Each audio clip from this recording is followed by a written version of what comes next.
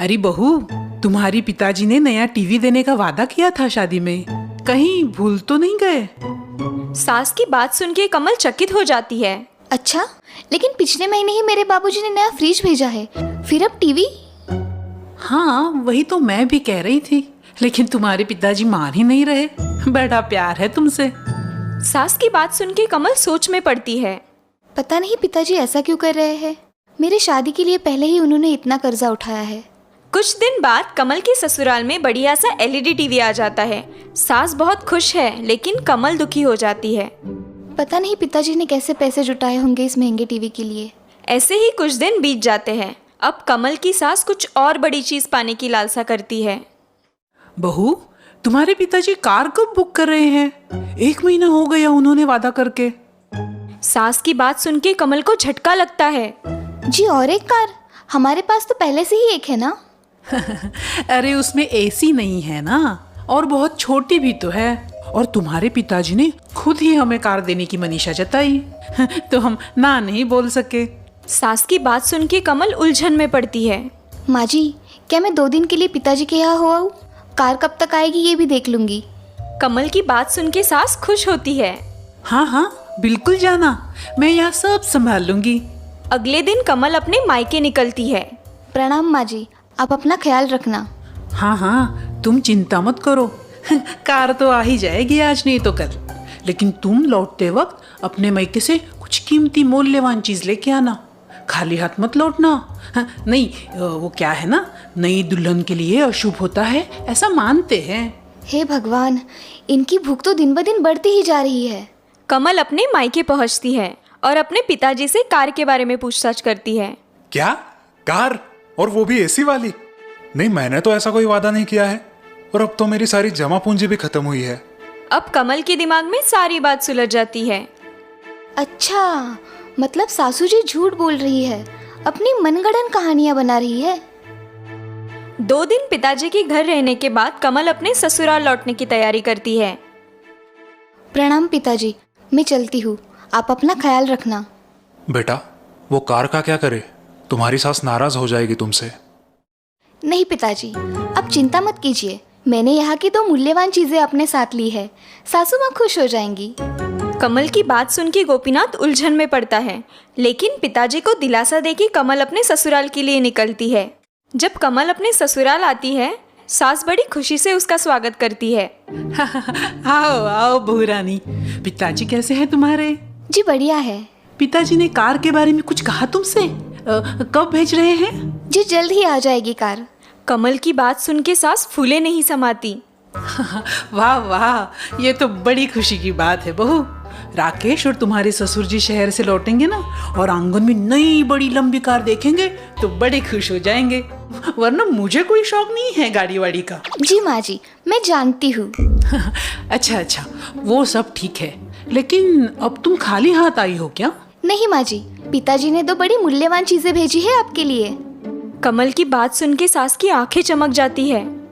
ओह, बड़े समझदार हैं हमारे समधी जी। दिखाओ तो, क्या मूल्यवान उपहार भेजा है उन्होंने हमारे लिए। कमल अपने बैग से 2 छोटी पोतलियां निकाल के उन्हें दिखाती है। वो देख के सास की आंखें फूल जाती है। माँ जी, क्या मैं आपको ये उपहार रात के भोजन के बाद दिखा सकती हूँ? लेकिन क्यों बहू? जी, दरअसल उन्हें पोतली में से निकालने का मुहूर्त पंडित जी ने दिया है, और वो रात में है, इसीलिए। कमल की बात सुन के सास मन ही मन खुश होती है। उसे लगता है कि उस पोतली में हीरे की चमचमाती अंगूठी या फिर मोतियों की माला होगी। लगता है समधी जी ने बहुत ही मूल्यवान उपहार भेजा है मेरे लिए। हाँ, ठीक है, जैसे तुम सही समझो। एक काम करना, इस खुशी में आज भोजन में कुछ पकवान बना दो, खीर बना दो, नहीं तो गाजर का हलवा ही बना दो। राकेश और उसके पिताजी भी बिजनेस ट्रिप से आज आने वाले हैं ना। जी माँ जी, जैसे आप कहे। रात को सारे खाना खाने बैठते हैं। कमल खाना परोसती है, लेकिन जैसे ही सास पहला निवाला लेती है, उसका मुंह कड़वा हो जाता है। बहू, अरे ये क्या, सब्जी में बिल्कुल नमक नहीं है। हाँ बेटा, और खीर में भी बिल्कुल स्वाद नहीं है, शायद तुम चीनी डालना भूल गई हो। कमल अंदर जाके मायके से लाई 2 छोटी पोतलियां लेके आती है। ये क्या है बहू, पहले नमक चीनी तो लाओ। जी ये वही है। कमल की बात सुन के सास, ससुर और उसका पति राकेश उलझन में पड़ते हैं। क्या तुम अपने मायके से चीनी और नमक लाई हो? जी। कमल की बात सुन के सास ससुर अचरज में पड़ते हैं। राकेश थोड़ा गुस्सा होता है। मैं तुम्हें बहुत समझदार समझ रहा था, लेकिन ये तुमने बहुत गलत किया है। हाँ बहू, राकेश ठीक कह रहा है। तुम्हारे मायके वाले क्या सोचेंगे हमारे बारे में? कमल हल्का सा मुस्कुराती है। जी मैंने तो सिर्फ माँ जी की इच्छा पूरी की है। कमल का जवाब सुन के ससुर और राकेश अचरज से सास की तरफ देखते हैं। सास जरा सी डर जाती है। माँ, क्या कमल सही कह रही है? नहीं बेटा, मैंने ऐसे नहीं कहा था कि अपने मायके से चीनी और नमक ले आना। माँ जी, लेकिन आप ही ने मुझे कहा था कि अपने मायके से वहाँ की कुछ मूल्यवान चीजें लेके आना, वरना अशुभ माना जाता है। कमल की बात सुन के सास गड़बड़ा जाती है। कुछ भी मत बोलो बहू, कौन सी दुश्मनी निकाल रही हो? माँ जी, मेरी स्वर्गवासी माँ हमेशा कहती थी कि चीनी और नमक हमारी गृहस्थी की बहुत मूल्यवान चीजें हैं। क्यों? ऐसा क्यों कहती थी वो? क्योंकि अगर ये दोनों नहीं रहेंगे तो हमारा भोजन फीका हो जाएगा और उस कारण हम भोजन का पूरी तरह से आस्वाद नहीं ले पाएंगे और बिना रुचि के हमारा जीवन भी नीरस हो जाएगा।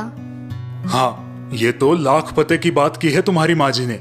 बिना स्वाद जिंदगी मतलब बिना सुगंध के फूल, बिना पानी की नदी और बिना सुर के कोयल। जी पिताजी, बिल्कुल यही कहना था मेरी माँ का भी। बातचीत चल रही थी, तभी कमल के ससुर के दिमाग में कुछ विचार आता है। एक मिनट बहू, इसका मतलब तुम्हारी सास तुम्हें मायके से कुछ ना कुछ कीमती लाने को कहती है? तो क्या ये टीवी और फ्रिज भी इन्हीं की डिमांड थी? कमल अपनी सास को देखती है। सास की गर्दन शर्म से झुक जाती है। नहीं नहीं पिताजी, वो तो मेरे बाबूजी की इच्छा थी।